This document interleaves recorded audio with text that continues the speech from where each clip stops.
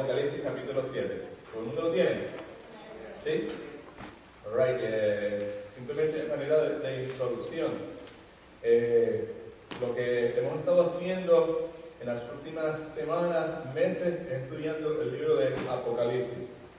El libro de Apocalipsis es un libro que representa muchos desafíos a través de la historia para algunas personas, incluyendo al que le está hablando, pues por mucho tiempo pues era un libro que yo tenía, me daba temor, me intimidaba en cierta forma el tratar de enseñarlo pues, por las distintas interpretaciones que se han hecho a través del mismo.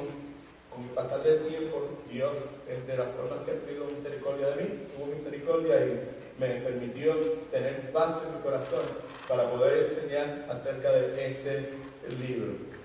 La enseñanza que hemos estado haciendo, le pusimos un título, algo que es costumbre nuestra, a cada una de las series de enseñanzas que hacemos, sea el domingo, o sea en la escuela bíblica, o sea los miércoles por la noche. En este caso, decidimos llamar a esta serie El fundamento inmovible de mi vida y de la iglesia. Fundamento es la zapata sobre la cual algo se construye. Esta hermana Cristal, que acaba de bendecirnos con esa alabanza tan preciosa, en caso de que no se haya percatado, está hablando de Jesucristo, que es la roca, es el fundamento, es el rey por encima de la tempestad. El fundamento inmovible nos presenta este libro, es el Señor Jesucristo gloriosamente resucitado. Nosotros construimos nuestra vida como creyentes sobre esa persona. Él es nuestro fundamento, sobre Él construimos. Debe ser el fundamento sobre el cual nosotros construimos nuestra vida y debe ser también el fundamento sobre el cual la iglesia de Jesucristo es edificada. Hemos estado estudiando el libro, estudiamos ya hasta el día de hoy 6 de los capítulos. No hemos ido deprisa, hemos ido pausadamente, nos hemos detenido, hemos dicho algunas cosas necesarias para entender el libro.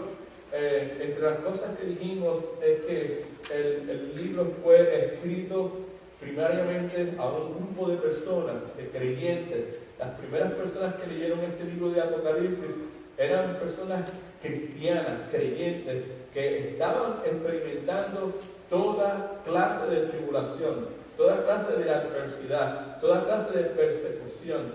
Eran personas que estaban perdiendo sus vidas porque rehusaban, estoy hablando de los cristianos, rehusaban decir, como decía la mayor parte de la cultura de la gente de aquel tiempo. Nadie tenía problema en decir César es el Señor, el César romano. Estos cristianos decían, no, nosotros no podemos decir que César es el Señor porque Jesucristo es el Señor.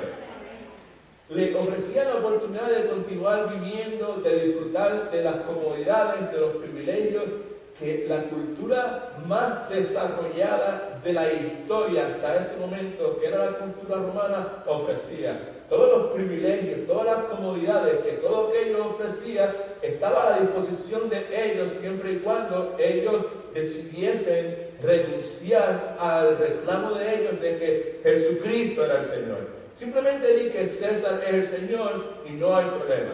Simplemente está de acuerdo, únete, participa en las celebraciones que tenemos en los distintos gremios, a los distintos dioses, participa en los bacanales, participa en las orgías, participa en todas estas celebraciones que nosotros tenemos, disfruta de ellos y simplemente renuncia a tus posiciones y vas a disfrutar de todas estas cosas. Pero si no lo haces, vas a sufrir persecución. Tus hijos van a pagar por eso con sus vidas. Muchos de ellos eran degollados.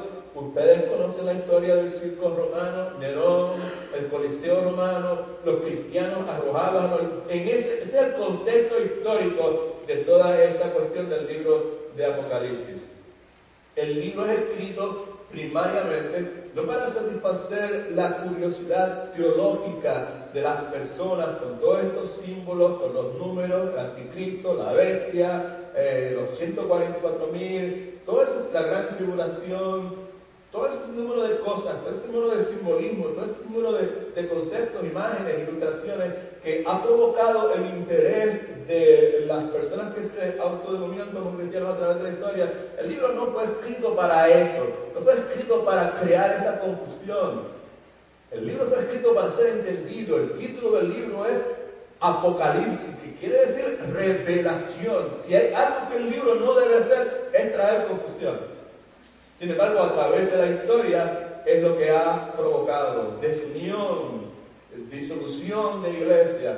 El libro fue escrito para traer esperanza, para dar ánimo, para dar consuelo, para animar, fortalecer la iglesia de aquel entonces y la iglesia a través de los años, la iglesia del día de hoy.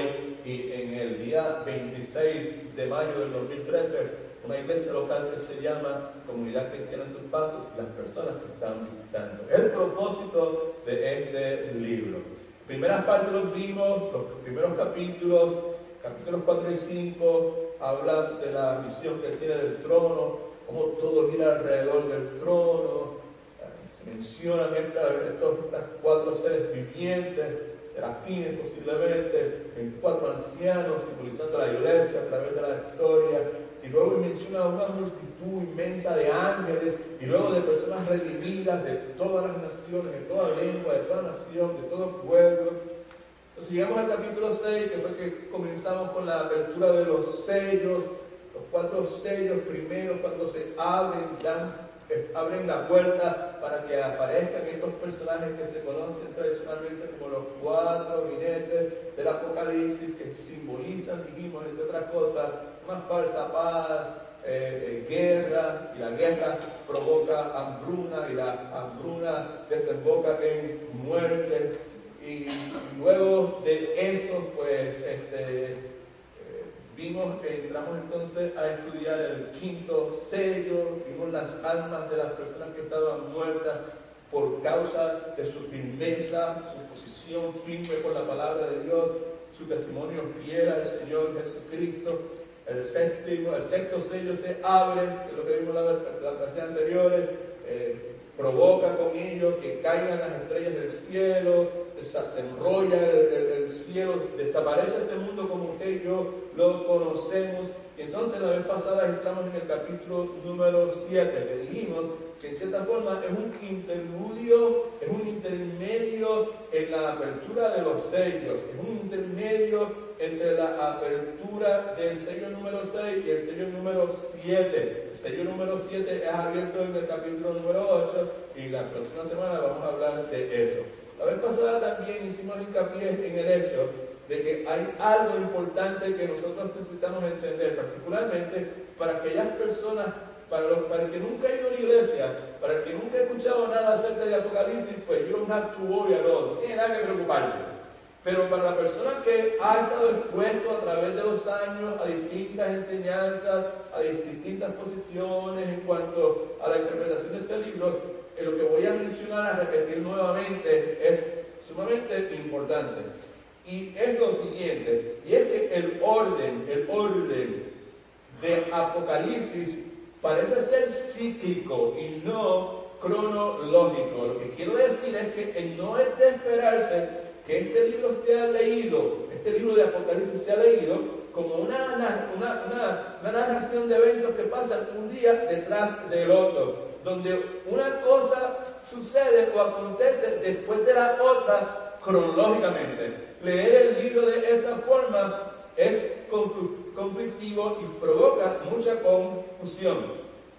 Cuando usted trata de leer los capítulos del 6 al 22 del 6 al 22 como una cronología de hechos que suceden uno tras del otro, el resultado nuevamente es confusión y frustración. Lo mismo sucede en el capítulo 6 que leímos la vez anterior y este capítulo 7 que estamos estudiando.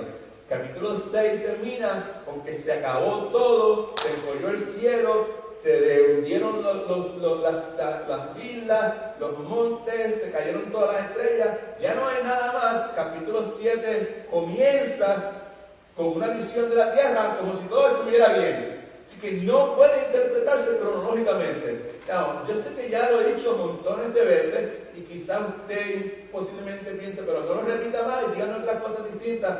Pues acepto su incomodidad si usted la tiene, pero es importante recordar eso para poder ver y poder nutrirse de lo que este capítulo 7 y en los próximos capítulos vemos. La vez pasada lo que hicimos fue que cogimos toda la porción bíblica, el capítulo número 7, que vamos a leer en este momento de forma antifonal. Antifonal quiere decir, yo leo el primer versículo y usted lee el próximo. Está en su bosquejo, pero también está en su Biblia, ¿right? Así que usted me va a acompañar ahora en el próximo momento. La vez pasada lo que hicimos fue hacer una exposición de ese capítulo número 7. Lo que hicimos fue que fuimos palabra por palabra, tratando de la mejor forma que podamos, sin ser dogmáticos cuando no se debe ser dogmáticos, y siéndolo cuando podemos serlo. Hicimos una exposición de ese capítulo número 7. En el día de hoy vamos a abundar sobre algunas de las cosas que mencionamos en ese capítulo 7 y sobre todas las cosas vamos a ver qué es lo que eso tiene que ver conmigo en el día de hoy.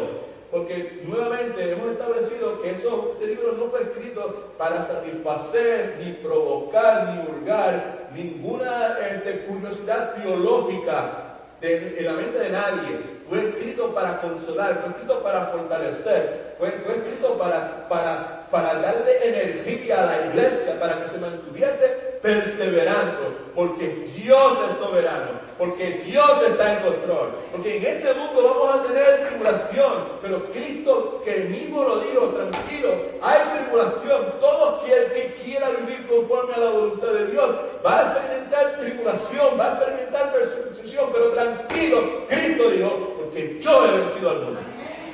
La finalidad de todos estos símbolos, todos estos números, todas estas ilustraciones no es satisfacer nuestra curiosidad, es provocar eso en nosotros, que nos mantengamos firmes, que seamos mejores testigos de Jesucristo, que estemos más entregados a Él, que nos dispongamos a construir consistentemente nuestra vida sobre un fundamento inmovible, que es el Jesucristo, no el crucificado en la cruz, sino el que gloriosamente resucitó victorioso sobre la muerte y el pecado, que vive en todo aquel que le invita, en todo aquel que le reconoce como el Señor y el Salvador de su vida, y que gobierna la vida de todo aquel que lo atesora por encima de todas las cosas. Controla, conduce, pastorea las vidas de aquellos que le dicen: aquí el que manda eres tú, y lo que yo voy a hacer es lo que tú dices. De eso este capítulo 7 nos habla. Dice mucho sobre eso. La vez pasada vimos los términos, vimos las palabras, vimos posibles explicaciones de eso, pero hoy vamos a ver qué es lo que tiene que ver eso conmigo, con mi vida, con mi situación, con la tormenta que vivo hoy, con los desafíos, con el hecho de que posiblemente todo a mi alrededor está oscuro, con el hecho de que posiblemente piso y no arranco. Amén. Y no se duerma nadie, porque gastamos alrededor de $8,000 en distintas nuevas cámaras que ustedes no ven. Hay cámaras por todos lugares y hay personas que están viendo, como cuando usted va a Walmart, que allá arriba hay gente mirando todo lo que usted hace. Pues hay gente por ahí que está mirando todo lo que usted hace. Aquí estamos grabándolo y el próximo domingo vamos a pasar allá al frente todas las personas que se duermen. Ahora vamos a leer la palabra de Dios. Amén. God is good. All the time. Ahora yo leo el primer versículo y usted lee el próximo. ¿Ok? Y nuevamente, Yadira, we'd like to see you.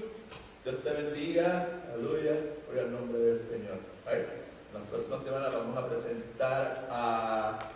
Dime el nombre que se me olvidó. Yaciel Emanuel. Ese es el segundo nombre, Emanuel. Yaciel Emanuel. Alright. En nombre del Padre, del Hijo y del Espíritu Santo. La Escritura dice en Apocalipsis capítulo 7, versículo 1. Después de esto vi 4 ángeles de pie sobre los 4 ángulos de la tierra, deteniendo los 4 vientos de la tierra, para que no soplara viento alguno sobre la tierra, ni sobre el mar, ni sobre árbol alguno.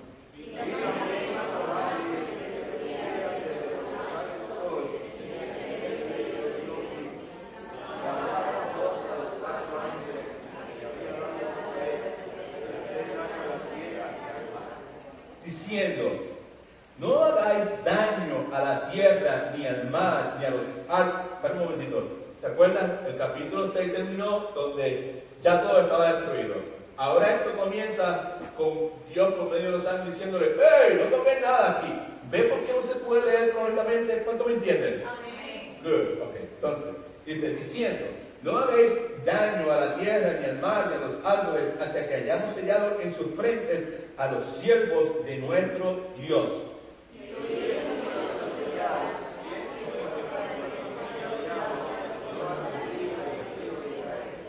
¿De cuántas tribus? De todas las tribus. Todas las tribus. Versículo 5. De la tribu de Judá, 12,000 sellados. De la tribu de Rubén, 12,000. De la tribu de Gad, 12,000.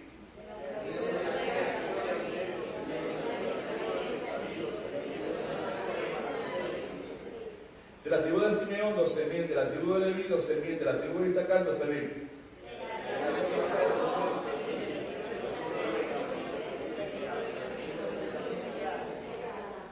Después de esto, ¿right? miré y vi.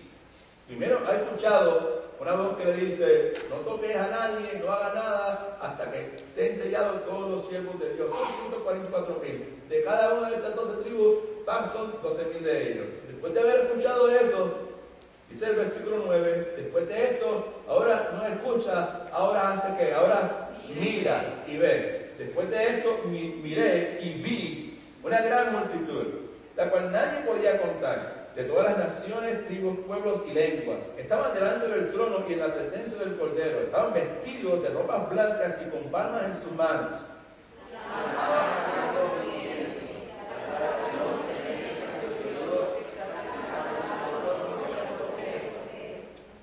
Todos los ángeles que estaban en pie alrededor del trono, que vimos en el capítulo 4, y 5 y 6, del trono y de los ancianos, de los 24 ancianos y los 4 seres vivientes, los querubines que mencionamos, se postraron sobre sus solos rostros delante del trono y adoraban a Dios diciendo, Amén.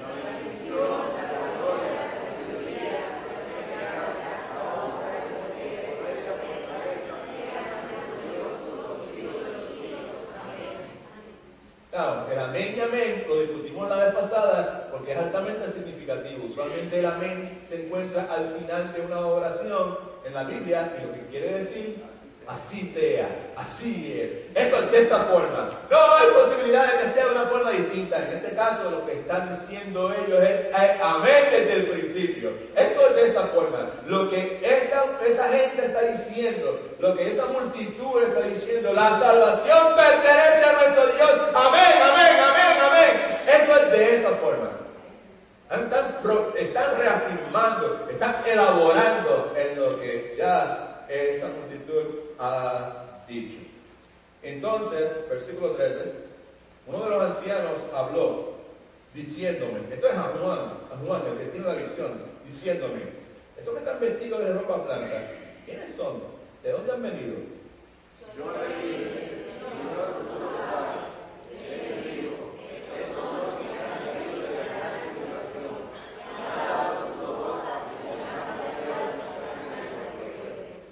Por eso, por esa razón, están delante del trono de Dios. Salieron de la gran tribulación, lavaron sus ropas, blanquearon la sangre del Cordero.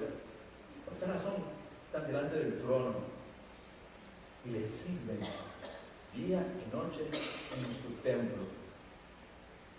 El que está sentado sobre el trono extenderá su tienda tabernáculo, presencia, cobertura, protección, junto a ellos. Versículo 16.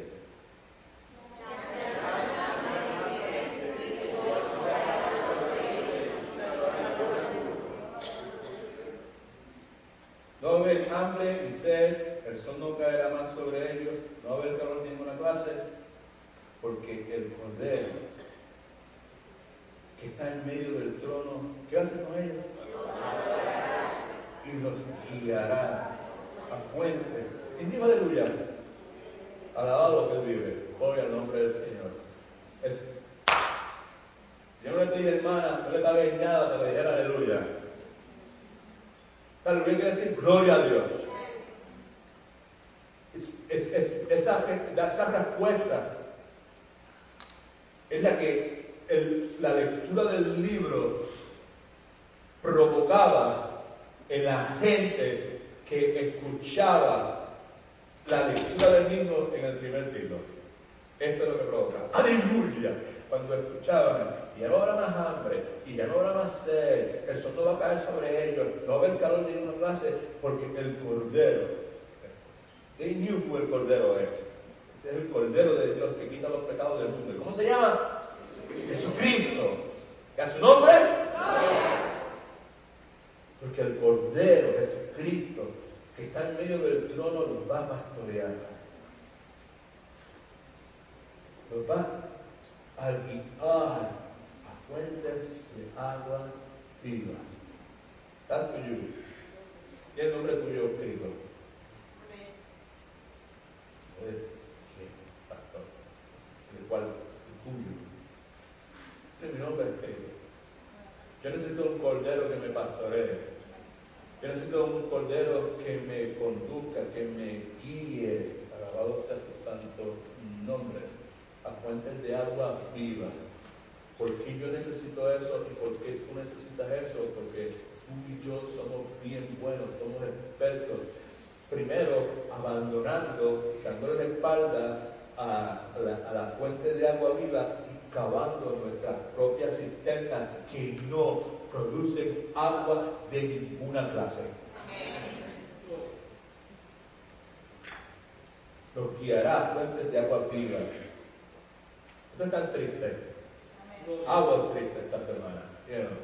Y un montón de lloré. Ya, ¿sabes qué? Eso que está ahí, aunque literalmente, físicamente, yo sé que mis lágrimas, mi Dios, ese cordero que me pastorea diariamente, hizo eso. Y Dios enjugará toda lágrima de los ojos de ellos. Eso es lo que la Escritura dice. Ahora, ¿qué tiene que ver eso conmigo? ¿Qué aplicación tiene eso para mí en el día de hoy? No, hicimos unos señalamientos, son 3 solamente, me parece. El primero es que los siervos de Dios están debidamente sellados. Todo siervo de Dios, toda persona que sea un siervo de Dios está debidamente sellado. El versículo 3 dice, diciendo al ángel, no hagas nada, aguanta la cuestión de los 4 vientos, de los 4 puntos cardinales, no hagas daño a la tierra ni al mar de los árboles hasta que hayamos sellado en su frente, pero hay eso, en su frente a los siervos de nuestro Dios. Dijimos entonces, la vez pasada, nosotros no pudimos cubrir rapidito, que el énfasis debe ser en saber qué es un sello, hasta que lo hayamos sellado, ¿sabes? ¿Qué implicación tiene eso para mí? ¿Qué es un sello? ¿Por qué sellar algo? ¿Para qué sellar algo? Y lo que dice, volvió nuevamente a quedarse en mi casa, tengo como 4 frascos de Tylenol sin abrir. Los he comprado en Walmart, en Walgreens, en CVS, con la intención de traérmelos para aquí, para abrirlo y enseñarle el sello ese que tiene ahí. Pero traje de todo menos lo que quería traer. Pero usted lo ha visto montones de veces. ¿Cuántos lo han visto? Que compra el frasco de la medicina o de counter. En el día de hoy, todas ellas, cuando usted abre, lo que se encuentra es con un sello. ¿Right? Cuando usted remueve la tapa, lo que encuentra es un sello. ¿Right? ¿Okay? El poder está sellado, y para poder usted sacar las pastillas que están dentro del pote, usted tiene que romper el sello, porque está sellado para proteger el contenido de adulteración, evitando que nadie lo dañe. Uno. Segundo, para asegurarnos que la medicina que está ahí adentro es genuina. Del mismo modo dijimos que el sello que Dios, con el cual Dios sella a sus siervos, sugiere que el que está sellado es genuinamente uno de sus hijos. Una cosa. La otra cosa es que el sello también sugiere, está sellado, que esa persona sellada en su esencia, en su naturaleza misma, lo más íntimo de su ser, no será jamás dañada, no será adulterada. Entonces vimos ahí en sus notas, en la pantalla también, cómo Pablo nos habla de ese sello en el contexto del cristiano. Efesios capítulo 1, versículos 13 al 14, dice, en él, hablando de Cristo, ¿todo el mundo lo está viendo? En él, en Cristo, también vosotros, habiendo oído la palabra de verdad, oído y respondido a la palabra de verdad, que es el evangelio, la palabra de verdad es el evangelio de vuestra salvación. Y habiendo creído en él, habiendo escuchado la palabra de verdad, el evangelio, la necesidad de un Salvador, el evangelio de la gracia de Dios, no por obra, para que nadie se gloríe, por medio de la fe. Esto no es de nosotros, es un regalo de Dios. Habiendo creído en él, subrayo lo próximo, fuisteis sellados con el Espíritu Santo de la promesa. Que es la ara es la garantía, que es la garantía, es lo que te garantiza nuestra herencia hasta la redención final de la posesión adquirida para la alabanza de su gloria. En otras palabras, que el Espíritu Santo nos sella, dejando ver que somos genuinos.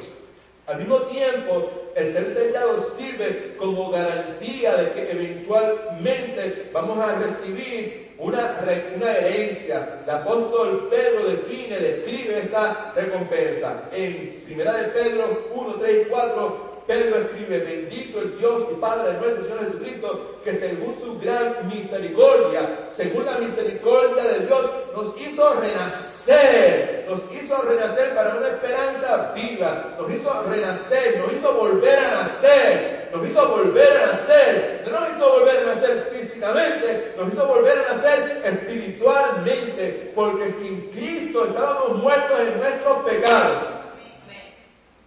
Por su misericordia, Dios nos hizo renacer para una esperanza viva, por la resurrección de Jesucristo de los muertos. Por eso es que no es de ninguna forma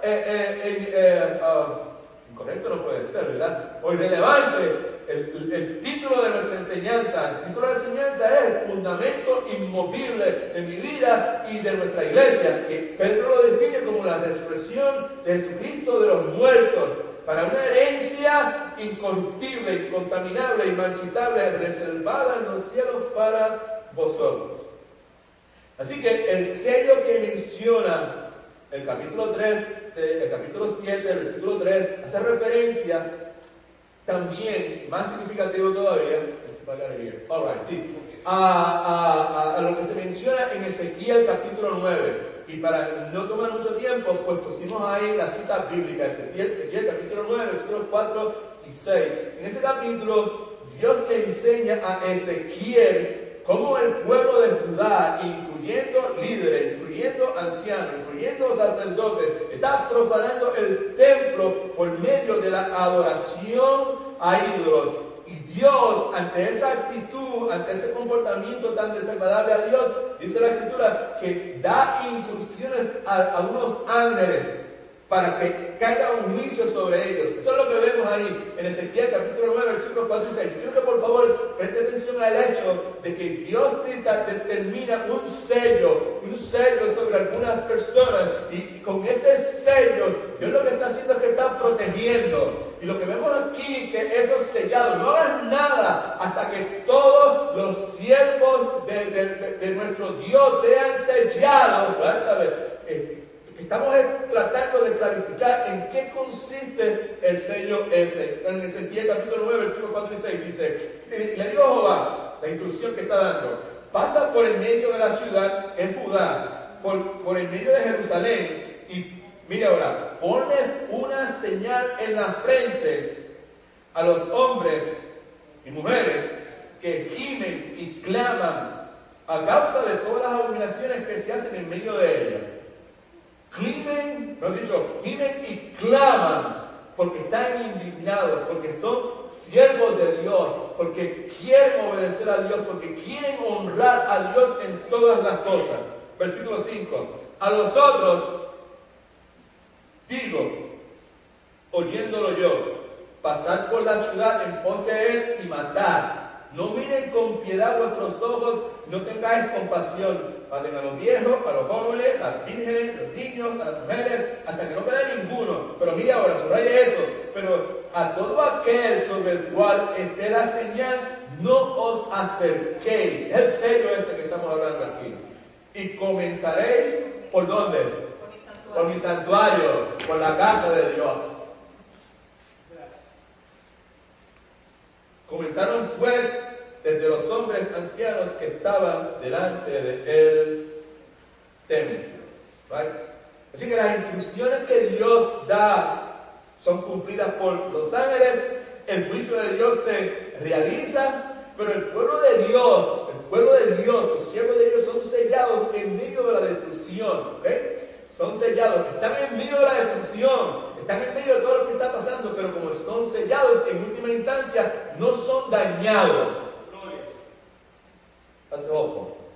Así que esa profecía de Ezequiel 9, las personas que conocen mucho de la Biblia, yo no soy de ese grupo de personas, pero los que han estudiado a la sociedad de la Escritura, están convencidos que esa profecía de Ezequiel 9, más que nada, habla acerca de la destrucción de Jerusalén a manos de un rey que se llamaba Nabucodonosor en el año 586 a.C.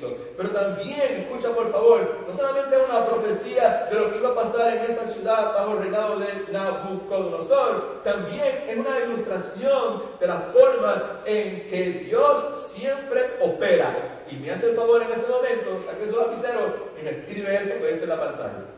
Eso es lo que tiene que ver conmigo. ¿Okay? Dios sella a su pueblo no para removerlos del problema o de la dificultad. Dios sella a su pueblo para cubrirlos con su protección. Eso no tiene que ver conmigo. Ay. Si yo he nacido de nuevo, yo he sido sellado con el Espíritu Santo de Dios. Amén. El hecho de que yo sea de Dios, que he sido sellado con el Espíritu Santo de Dios, eso no me garantiza, no me quiere decir que yo sí sé, yo soy Dios, yo soy hijo del rey, príncipe, mi vida no va a haber dolor, mi vida no va a haber, porque yo no soy rabo, yo soy cabeza. Toda esa teología que se enseña en el día de hoy, que es tan agradable a los oídos de la gente, que lo que quiere escuchar son cosas buenas para ellos, son pasajes bíblicos sacados fuera de contexto, como pretexto para la avaricia y la codicia, todo ese número de cosas. No, somos sellados por el Espíritu Santo, no para removernos de los problemas, no para removernos de la dificultad. Somos sellados por el Espíritu Santo para cubrirnos con la protección de Dios. Lo más importante para Dios es nuestra fe. Amén. Y nuestra fe necesita ser probada.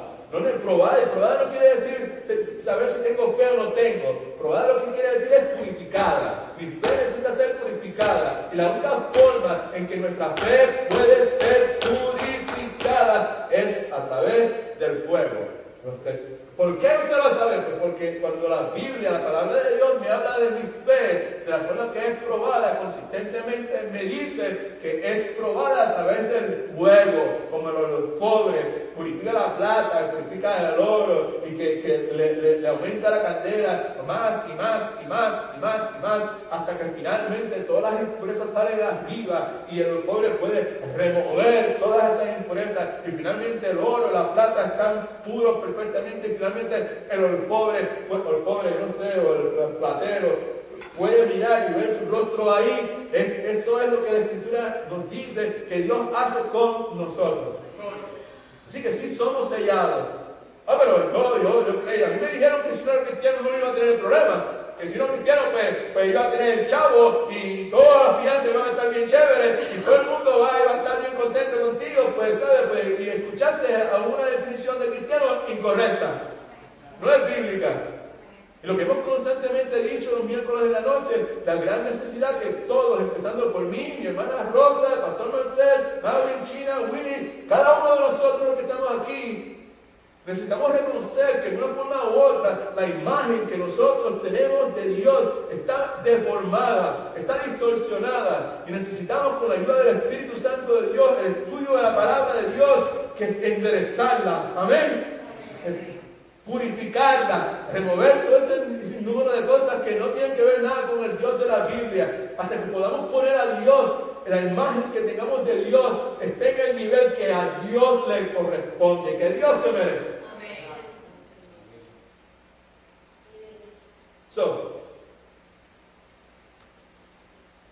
Todos los que ¿cuántos han nacido de nuevo? Si usted ha nacido de nuevo, usted ha sido sellado con el Espíritu Santo. Usted está cubierto con la sangre de Jesucristo. Y cualquier prueba, cualquier situación, cualquier tribulación que usted y yo pasemos por ese hecho de que hemos sido sellados, que estamos cubiertos con la sangre de Jesucristo, no es castigo, es redención. No es disciplinario, es redentivo.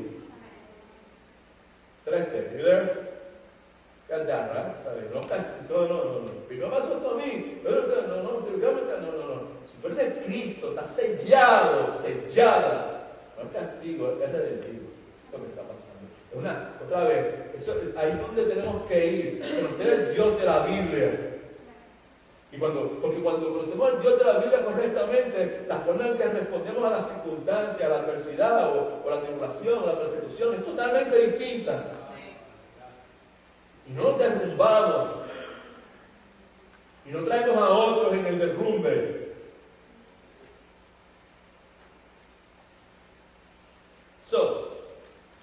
¿Quiénes son en realidad los siervos de Dios? Esos siervos de Dios. Versículos 3 y 4. Diciendo, no hagáis daño a la tierra ni al mar de los hombres hasta que hayamos sellado en sus frentes a los siervos de nuestro Dios.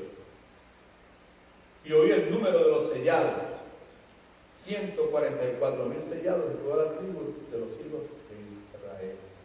Ahora, la palabra de Dios nos habla mucho acerca de siervos de Dios. Esta frase se utiliza mucho. Consistentemente en el Nuevo Testamento, la frase siervos de Dios se refiere a creyentes en Cristo, a todo el pueblo de Dios. Por ejemplo, ahí en su pantalla, en su bosquejo y en su Biblia, si usted quiere. Romanos capítulo 6, versículo 22, el apóstol Pablo, hablando de siervos de Dios, dice, pero ahora que habéis sido libertados del pecado, está hablando a todos los creyentes, todo el que ha nacido de nuevo, todo el que antes de Cristo éramos esclavos del pecado. De ese grupo de personas que Pablo está hablando. Pero ahora que habéis sido libertados del pecado a través del nuevo nacimiento, ¿y hechos qué? Siervos de Dios, tenéis por vuestro fruto la santificación y como fin la vida eterna. Así que Pablo está sugiriendo en esta porción bíblica que los creyentes, el cristiano verdadero, están en ese grupo de siervos de Dios.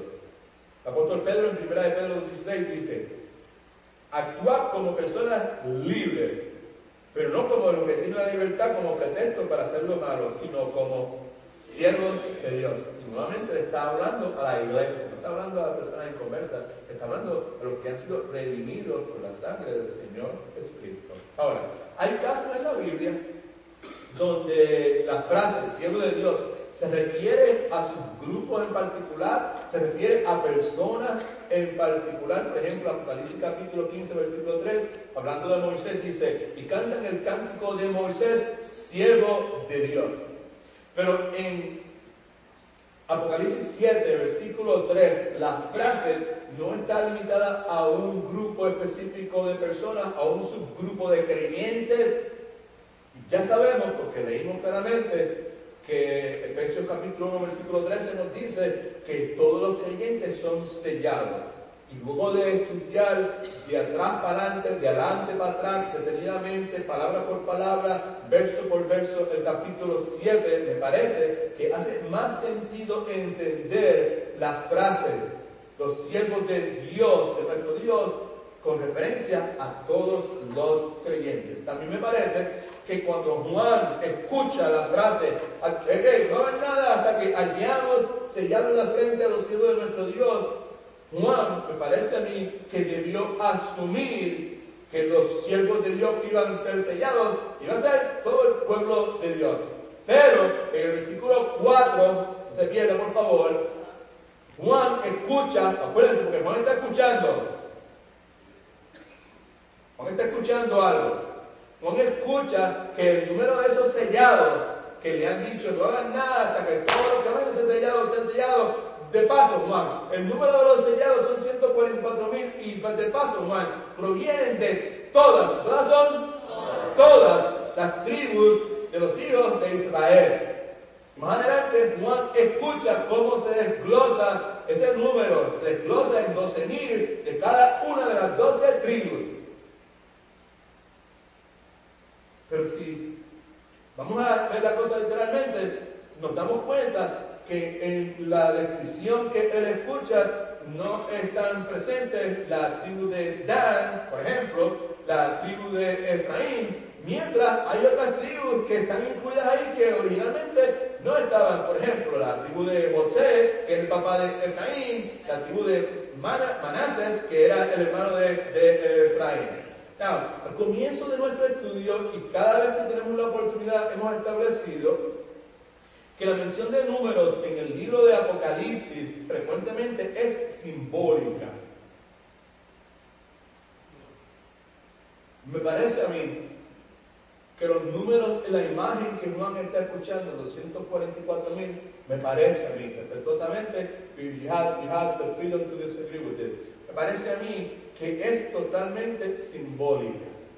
Me parece también que interpretar los versículos del 4 al 8, donde dice los 144,000, 12 tal tribu, y así por el estilo, ¿verdad? Se emite a cada tribu.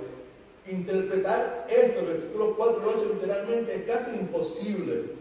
¿Por qué casi imposible? Se puede hacer, se pueden hacer muchas maromas teológicas y doctrinales para poder llegar a la conclusión, pero para mí es casi imposible por lo siguiente, porque si lo interpretamos literalmente, pues vamos a ver una contradicción con el versículo 5 y 8.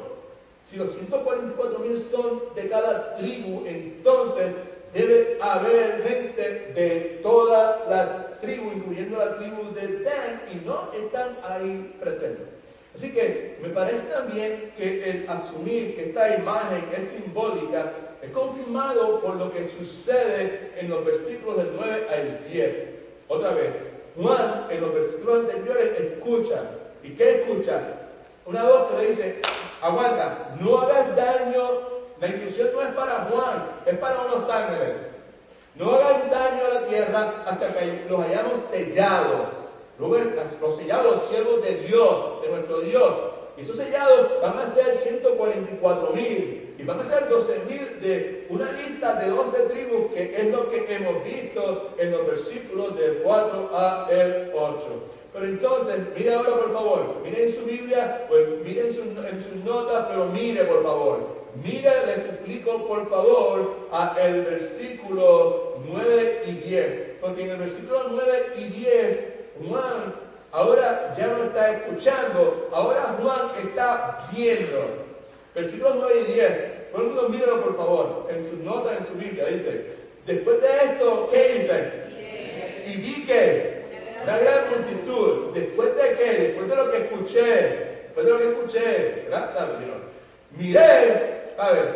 Me dijeron, no es nada hasta que hayamos sellado a todos los siervos de nuestro Dios, que son 144,000, son 12,000 de cada una de las tribus de los hijos de Israel. Y después de que escuché eso, y la descripción que me dieron de cada una de esas tribus, después de eso, yo miré, y después de eso vi, y lo que vi fue una gran multitud que nadie podía contar, multitud de todas las naciones, de todas las tribus, de todos los pueblos, de todas las lenguas. Y esta gente, esta multitud, estaba delante del trono y en la presencia del Cordero. Y estaban vestidos ¿de qué? Y tenían palmas en las manos. By the way, palmas en las manos es un símbolo de celebración de victoria. Ganamos, el equipo de nosotros ganamos campeones. Y clamaban a gran voz diciendo, qué chévere que ya ganamos. Qué chévere que ya no hay lágrimas en mis ojos. Qué chévere que ya no hay más tribulación. No, el enfoque está en otro lugar. El enfoque está en el lugar que nosotros debemos enfocarnos también. Diciendo, todo el mundo lea conmigo, la salvación pertenece a nuestro Dios, que está sentado en el trono y el Cordero. Ahora bien, usted sabe que estaba con nosotros en los últimos meses, que esta no es la primera vez que en este libro, lo que hemos leído, en este libro, que Juan escucha algo y cuando mira, ve algo distinto. Sin embargo, ambas cosas resultan ser idénticas, resultan ser la misma cosa. No es la primera vez. Den un poquito para atrás, por favor, un poquito para atrás. ¿Right? Vaya, güey, no traiga mucho para atrás, está ahí en su bosquejo y está en la pantalla. ¿Right? Esta es una de las veces aquí en el libro de Apocalipsis que vemos a Juan escuchando algo, unas instrucciones que dicen, no hagas esto, aguántate, va a ver lo que va a pasar. Y cuando Juan mira y ve lo que ve, una cosa distinta a lo que se le ha dicho. En Apocalipsis capítulo 5, versículos 4 y 6, dice, y lloraba yo mucho. ¿Por qué Juan lloraba mucho? ¿Alguien me dice? Porque no había qué. No había nadie digno de abrir los sellos. Right? Porque él sabía, estaba llorando, porque de la única forma que va a haber justicia en este mundo, con toda la maldad del enemigo y todo este montón de cosas, es si los sellos son abiertos. Porque la apertura de los sellos representaba que finalmente la justicia de Dios se iba a manifestar. Juan está todo lloroso, está todo jubilateado, y él no es Mayagüez, ¿qué va a pasar ahora? ¿Cómo va a ser esta cuestión? Está lloroso, está llorando amargamente, porque no se hallaba nadie que fuera digno de abrir el libro, ni siquiera de mirarlo. Versículo 5. Entonces, uno de los ancianos me dijo, no llores. ¿Por qué razón? Porque el león de la tribu de Judá, la raíz de David, ha vencido para abrir el libro y desatar sus 7 sellos. El león de la tribu de Judá. Todo el mundo mire su bosquejo, por favor. La portadita. ¿Sí? Hay una diferencia entre un león y lo que está al lado. ¿Sí o no? Vencer, león. Rey de la jungla. Poderoso. Versículo 6 dice, miré, la misma frase que estamos viendo ahora en el capítulo 7, miré y vi en medio del trono de los 4 seres vivientes y en medio de los ancianos, 24, estaba en pie un cordero como inmolado. Así que no es la primera vez que a Juan le dice, ¡hey Juan! Tranquilo, porque esto es lo que está pasando y esto es lo que va a pasar. Y cuando Juan mira, ve una cosa totalmente distinta a lo que había visto originalmente. Sin embargo, las dos cosas son la misma, porque el cordero como inmolado es el mismito león de la tribu de Judá, es la misma raíz de David. Son dos cosas aparentemente distintas, ¿verdad? ¿Sabes? No, se ven distintas, pero tienen la misma identidad. Así que Juan escucha que el león de la tribu de Judá ha vencido, pero lo que mira y ve es el cordero como inmolado. Y by the way, nuevamente, como inmolado es como degollado, sangriento. Así que ambas imágenes son sumamente importantes. ¿Por qué razón? Porque ambas imágenes comunican aspectos sumamente importantes del carácter de Jesucristo. Jesucristo es el león de la tribu de Judá. Proviene de ahí, es su origen, es la raíz de David. Tiene que ver con su rol profético, mesiánico, pero al mismo tiempo es el cordero inmolado que tiene que ver con el aspecto de que él es nuestro redentor. ¿Cuántos alaban? Me parece a mí, y nuevamente no soy dogmático y usted tiene la opción de diferir con esto, que lo mismo sucede aquí. Juan escucha hablar de los siervos de Dios. 144,000 de cada tribu de Israel y así por el estilo. Pero al ver lo que ve es una multitud que nadie puede contar, y es una multitud que es de toda tribu, de toda nación, de todo pueblo y de toda lengua. Ahora, para algunas personas puede que resulte un poco extraño referirse a los redimidos de Dios, a los lavados por la sangre de Cristo, a los que han creído en Cristo como Salvador, como Israel. Ese grupo es Israel. Son redimidos, son Israel. Importante recordar que en el contexto bíblico general, vemos muchas veces imágenes, promesas hechas a Abraham y hechas al pueblo de Israel. Y estas promesas hechas a Abraham y al pueblo de Israel son realizadas a través de todo, no un segmento, no un subgrupo del pueblo redimido de Dios. Son realizadas por todo el pueblo redimido de Dios, incluyendo judíos que han creído, creyendo, gentiles que han creído, incluyendo dominicanos que han creído, incluyendo pequeños que han creído, venezolanos, cubanos que han creído en el Señor Jesucristo. Por ejemplo, en Apocalipsis capítulo 1, versículo 6, inspirado por el Espíritu Santo, Juan se refiere a todos los creyentes como sacerdotes para Dios. Un poco más adelante, en el capítulo 3, en el versículo 2, hablando acerca de la iglesia de Filadelfia, le dice: y el que venza, el que persevere entre ustedes, será columna en el templo de Dios. Se refiere al pueblo de los redimidos como grupo de sacerdotes, parte del templo de Dios. Si usted entiende la escritura en su contexto bíblico general, usted llega a la conclusión, sin tener que estudiar en un seminario, de que los sacerdotes solamente eran israelitas y que el templo le pertenecía exclusivamente a Israel. Pero los gentiles, en gran medida, el pueblo redimido de Dios, en cierta forma, son una organización de esas dos imágenes: sacerdotes, parte del templo. ¿Dónde está el templo de Dios en este momento? Nosotros somos el templo de Dios. Así que, otras imágenes de esto la vemos en 1 de Pedro, capítulo 2, versículo 9 y 10, que Pedro dice: soy linaje escogido, real sacerdocio, nación santa, pueblo adquirido por Dios. Los redimidos del capítulo 7 y 9 son de toda nación, tribu, pueblo, lengua. Y lo mismo que dice en el capítulo 5, versículo 9, dice: y cantaban un cántico nuevo diciendo: digno eres de tomar el libro de abrir sus sellos, porque tú fuiste inmolado y con tu sangre nos has redimido para Dios, de toda linaje, de toda lengua, de todo pueblo, de toda nación.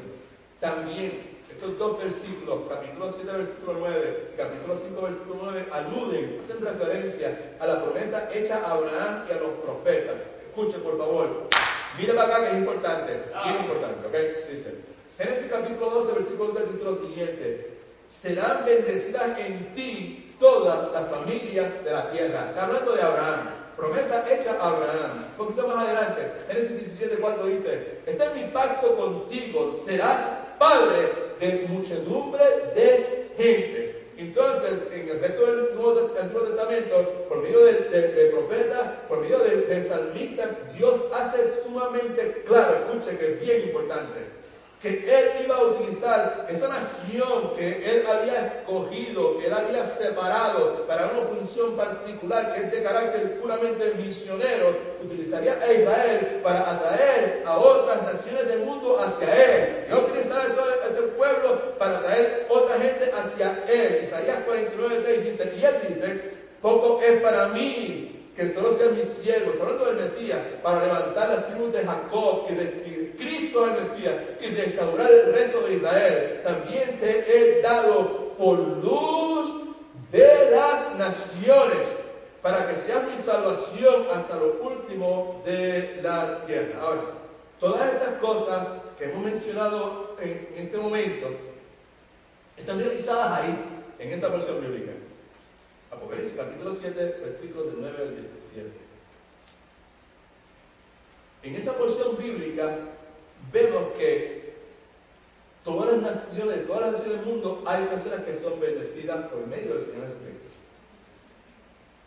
Vemos cómo estas personas están delante del trono de Dios sirviéndole día y noche. ¿El rol de quién? ¿De los sacerdotes? Todos actuando nuevamente como sacerdotes, todos sirviendo a Dios, todos sirviendo al Cordero constantemente en el templo.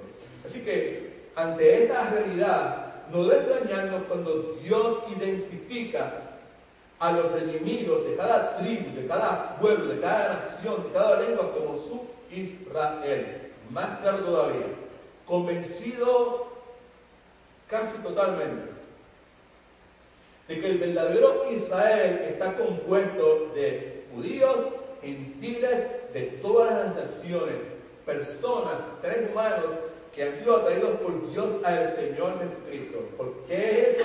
Porque el plan de Dios es bendecir a todas las naciones por medio de los descendientes de Abraham. Equivocado. Significativo. El plan de Dios no es el de bendecir a todas las naciones por medio de los descendientes de Abraham. Eso es un error común. No es de esa forma. El plan de Dios siempre ha sido bendecir a las naciones del mundo por medio de la descendencia de Abraham. Singular, la descendencia de Abraham, no los descendientes de Abraham. Tiene que ver eso con los problemas que yo tengo, que tiene que ver eso con mi matrimonio, que tiene que ver eso con mi salud, que tiene que ver eso, tiene que ver mucho. Muchas personas piensan que no importa lo que usted crea, esto que sea sincero, no lo crea, que es una mentira del diablo. Sí importa lo que usted cree. Usted necesita saber qué es lo que usted cree. Todo el mundo en Gálatas. Gálatas capítulo 3. Gálatas capítulo 3. Alright. Now, aquí, este es un buen momento para demostrar si soy sellado o no soy sellado. Los sellados son los que han sido bautizados por el Espíritu Santo de Dios, sellados, garantizados su herencia a través de la salvación, los que han tenido un nacimiento espiritual. Los sellados son aquellos que en este momento son la morada constante, permanente del Espíritu Santo de Dios. Los sellados de Dios, los que son salvos, para los cuales Jesucristo es el Señor. Los sellados son los que no tienen tesoro más grande en este mundo que el Dios de la gloria. Que no hay nada más importante, que no hay nada que tenga más valor que eso. No, el sellado en este momento, no se pilatea conmigo, por favor. Simplemente estoy tratando de desafiarlo humildemente. No tengo la cabeza hinchada, no estoy mirando a nadie por encima del hombro, no me creo superior a nadie. Es simplemente que la Escritura reclama eso de parte nuestra. El que es sellado en un momento como este le interesa, ¿sabe? ¿Dónde digo que iba a ir? Gálatas, ¿sabes? Y ahora estoy buscando la Biblia, o lo que sea que tenga en la mano, bueno, ¿qué es Gálatas? ¿Por qué? ¿Por qué tengo que leer eso? Porque es altamente significativo para lo que estamos hablando aquí en este momento, ¿right? Lo que estamos leyendo ahora lo leemos en el contexto nuevamente de que el verdadero Israel, vamos a 144,000. Estamos hablando de cada tribu, 12,000 de cada tribu, de los hijos de Israel. Pero inmediatamente me dice, pero cuando miré y vi, lo que vi fue una multitud de dominicanos, venezolanos, colombianos, afroamericanos, haitianos, de todas las naciones. Y está hablando de los sellados, no pierda el contexto, está hablando de, porque esos 144,000 son los sellados, los siervos de Dios. La Escritura dice que los siervos de Dios, en su inmensa mayoría de las veces, se refiere a todos los que han nacido de nuevo. Entonces es importante para mí saber quién es el verdadero Israel. ¿Qué es esto? ¿De qué estamos hablando aquí? ¿O de qué es que Juan está hablando? Capítulo 3, versículo, ¿todo el mundo lo tiene? Levante la mano si lo tiene. Vale, ok, chévere. Capítulo 3 de Gálatas, versículo 6. Dice, así Abraham creyó a quién? A Dios. Y le fue contado por qué? Justicia. La justicia de él, sin perfección absoluta. Dios demanda justicia absoluta. Problema que todos nosotros tenemos. Ninguno de nosotros en nuestro mejor momento podemos ni siquiera tener un 5%, 10% de justicia. Y Dios demanda 100%. Lo que Dios demanda de nosotros. Así Abraham creyó a Dios y el creer en Dios le fue contada por justicia. Saber, por lo tanto, que los que tienen fe, estos son ¿qué? Desde ahora establezca una diferencia entre una cuestión étnica y nacional de una nación con el contexto espiritual del cual la palabra de Dios nos habla. Versículo 7. Saben por lo tanto que los que tienen la fe, estos son los hijos de Abraham. Y la Escritura, previendo quiere decir viendo de antemano, que Dios había de justificar por la fe, ¿a quiénes? Dominicanos, puertorriqueños, colombianos, mexicanos, y con el para abajo, venezolanos, guatemaltecos, costarricenses. Dio de antemano la buena nueva a Abraham, de antemano, le dio la buena noticia a Abraham, diciendo, en ti serán benditas, ¿quiénes? De modo que los que tienen fe son bendecidos con el creyente Abraham. Pregunta que cualquier persona podría decir, pero tener fe. ¿Cómo tienen fe? Los judíos tienen fe, los musulmanes tienen fe, los hindúes tienen fe. Y aquí la fe que está hablando es fe en el trabajo completo, terminado de Jesucristo, Redentor, en la cruz del Calvario. Esa fe es la que está hablando. Así que dice, de modo que los que tienen fe son bendecidos con el creyente Abraham. Todos, ¿y todos son?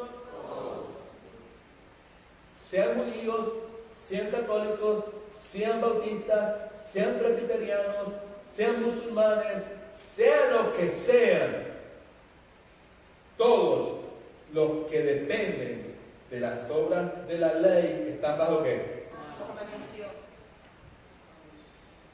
¿Por qué, Pablo? Pues escrito está en el Antiguo Testamento, maldito sea el que no permanece en ¿qué? En todas las cosas escritas en el libro de la ley para cumplirlas. Por eso es que la Escritura dice, si usted falla en uno de los estatutos de la ley, es culpable por toda la ley.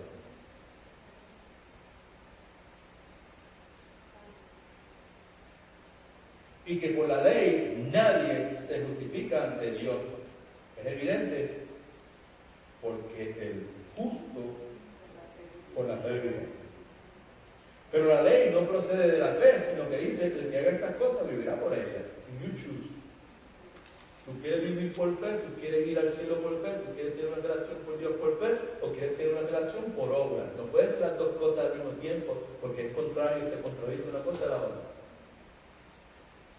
Si no, pues yo no creo en esa cuestión de fe en Cristo, pues, entonces pues tu relación con Dios debe ser en base a las obras. No te vistas que no va, porque lo que pide es perfección absoluta. Versículo 13. Cristo nos redimió de la maldición de la ley, haciéndose maldición por nosotros, porque está escrito: maldito todo aquel que es colgado en un madero. Cristo fue colgado en un madero en lugar tuyo y en lugar mío, para que en Cristo Jesús la bendición de Abraham, escucha ahora, alcanzara a los gentiles, nosotros, a fin de que por la fe recibiéramos la promesa del Espíritu. That's awesome. A mí, esto es lo que nosotros somos. Ahí nos está escribiendo nosotros. Y si eso es lo que somos, si eso es lo que nosotros somos, pues entonces es de esperarse, amados, hermanos, por favor, que nuestra vida sea transformada. No solamente eso, no se me deprima, ¿sabes? No me deprima, porque cuando me dice que nuestra vida sea transformada, tú ves, ya ahora, mi vida no está transformada. ¿Sabes? Pero la transformación no solamente implica cambios tuyos, ¿sabes? También implica transformación en tu forma de pensar. Implica cambio, transformación en la forma en que tú te enfrentas a las situaciones de la vida. Implica cambio, transformar tu entendimiento en la forma en que tú procesas lo que acontece a tu alrededor. Por eso la cuestión es que tiene que haber eso que lo sellado, que es el sellado, que tiene que ver contigo. ¿Sabes qué? Pues nosotros somos sellados. Y el ser sellado implica que yo, lo que está aquí dentro, es genuino. Y el hecho de que es sellado implica que no hay posibilidad de que nada pueda venir a adulterar, a dañar lo que está aquí dentro. Estoy en medio de un montón de poca vergüenza, un montón de gente mala, un montón de maldad. Estoy en medio de eso. Pero intrínsecamente, acá adentro, en mi esencia, nada puede dañarme, porque yo soy sellado. Tiene relevancia para nosotros. Versículo 15. Hermanos, hablo en términos humanos. Un pacto, aunque sea hecho por un hombre, una vez ratificado, nadie lo invalida. Ratificado. Ni le añade. Ahora bien, a Abraham fueron hechas las promesas. ¿Y a su qué? No dice, miren, lo que el pastor diga, lo que el maestro diga, lo que el individuo por la televisión diga, lo que la persona por la radio diga, usted decide si le presta atención, pero en última instancia no es importante. Lo que es importante es lo que Dios dice. Y específicamente lo que Dios nos dice a través de su santa palabra. Versículo 16. Ahora bien, a Abraham fueron hechas las promesas. ¿Y a su qué? Descendencia. Es singular. No dice a los descendientes como si hablara de muchos, sino como de qué? Uno. Y a tu descendencia. ¿A cuál es quién? Cristo es. Cristo es la descendencia. Esto pues digo, el pacto previamente ratificado por Dios en Cristo no puede ser anulado por la ley.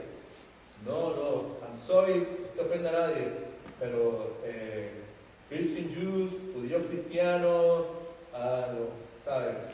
Respeto, humildemente, a lo que sea, pero no me vengas a traer nuevamente para allá atrás. ¿Para allá atrás es qué?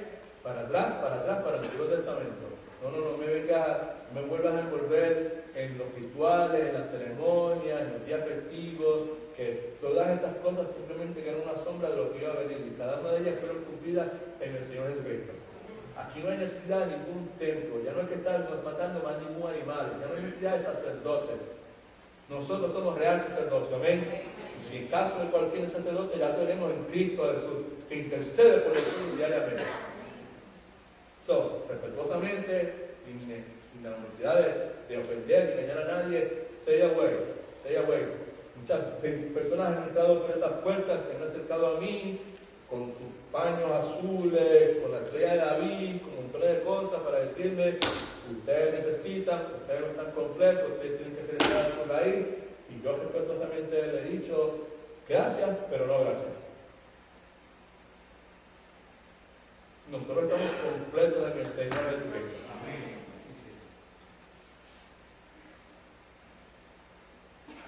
Versículo 17. Esto os digo: el pacto previamente ratificado por Dios en Cristo no puede ser anulado por la ley, la cual vino 430 años después. Esto habría evitado la promesa, porque si la herencia es por la ley, ya no es por la promesa, pero Dios se la concedió ahora mediante la promesa. Mira un poquito más abajo, por favor, versículo 25 al 29. Dice: pero ahora que ha venido la fe, ya no estamos bajo un guía. La ley era nuestro guía. Porque todos sois hijos de Dios. Todos son hijos de Dios. Gracias, hermanos. Gracias. Ahí tienes algo. Cuando alguien me diga: no, porque todos somos hijos de Dios. No, todos somos hijos de Dios. Todos somos creación de Dios. Jesucristo dijo que Él vino a los suyos, la nación étnica a la cual Él nació humanamente hablando, los judíos. Que no lo suyo, salvar, pero lo suyo, esa nación étnica, no la recibieron, no lo aceptaron, no lo aceptaron en su reclamo. Yo soy el Mesías, yo soy el camino, la verdad y la vida. Más a los que le recibieron, de esa nación étnica judía, una persona le recibieron. No judíos, gentiles también le recibieron. Más a los que le recibieron, los que creyeron en su nombre, el título, el significado de su nombre, como hablamos los miércoles de la noche, a eso le dio el poder, la potestad legal de ser llamados hijos de Dios. Obvio aquí, porque todos sois hijos de Dios por la fe en Cristo Jesús. Por eso, amados, esa es una de las razones. Es la casa de papá. ¿Ven? Si hemos puesto nuestra fe en Jesucristo, pues los domingos venimos a la casa de papá, de mi papá. Y esa frase, para mí, por mi trasfondo cultural, es linda, es la casa de papá. La casa de papá. Con mi mamá hablando de abuelo Tacho. La casa de papá. ¿Sabes? El tío Mongo vino, el jibarito, aquel del campo. Y mira, en la casa de Tacho, que está en casa de papá. ¿Sabes? En casa de papá. Y había una dulzura, había un gozo, una expectativa. Vamos a casa de papá. Y la fiesta va a ser en casa de papá. Es la casa de papá. Y nosotros somos los hijos de papá. Y estamos rodeados de hermanos. Papá te espera y tus hermanos te necesitan. Debes sentir nuestro. Porque ahora somos hijos de Dios por medio de la fe en Cristo Jesús. Pues todos los que habéis sido bautizados en Cristo, de Cristo están revestidos. Versículo 28. Y ya no hay judío ni griego. Pregunta: en este mundo, en el día de hoy, ¿hay personas que son griegas? ¿Sí o no? ¿Cuántos piensan que en este día hay personas que culturalmente, étnicamente son griegos? Levanten de la mano todos los que piensen que hay. No sé, pues entienda, sí, puede levantarlo, es correcto. Hay personas que étnicamente son judías, son parte de la nación judía, étnicamente, de la etnia judía, de la etnia griega, de la etnia dominicana, de la etnia cubana, de la etnia o el pueblo, la cultura, como la nación, como usted quiere decir, colombiana, venezolana. Aquí dice: ya no hay judío ni griego. Quiere decir entonces que tengo que ver qué es lo que quiere decir, porque todavía hay judío y hay griego. Entonces tengo que ver qué es lo que quiere decir. Amén. No se pierda, por favor. No se duerma nadie. Las cámaras están funcionando. Ok. Están perdidas todavía. Ahora, ok. Dice, ya no hay judío ni griego. No hay esclavo ni libre. En este día hay personas que viven en esclavitud y ya hay, gracias a Dios, humanamente hablando, hay más personas que son libres que las que hay esclavos. O sea que la idea de que no hay esclavos ni hay libres, pues tengo que ver qué es lo que quiere decir. Y no hay hombre ni mujer. ¿Sabes? En este momento yo estoy mirando para el frente y veo un hombre vestido de brown al lado de una señora que está vestida de crema. ¿Vale? Y al otro lado veo también, y aquí veo a un joven vestido con un hombre vestido con una camiseta ahí, y veo a una mujer vestida de verde. Quiere decir que hay hombre y hay mujer, ¿sí o no? Sí hay. ¿Right? Y vosotros, no hay hombre ni mujer, porque todos vosotros sois uno en Cristo. Y si vosotros sois de Cristo, ciertamente descendientes de quién? Sois herederos según la promesa. Esas distinciones que está hablando ahí, ¿sabes?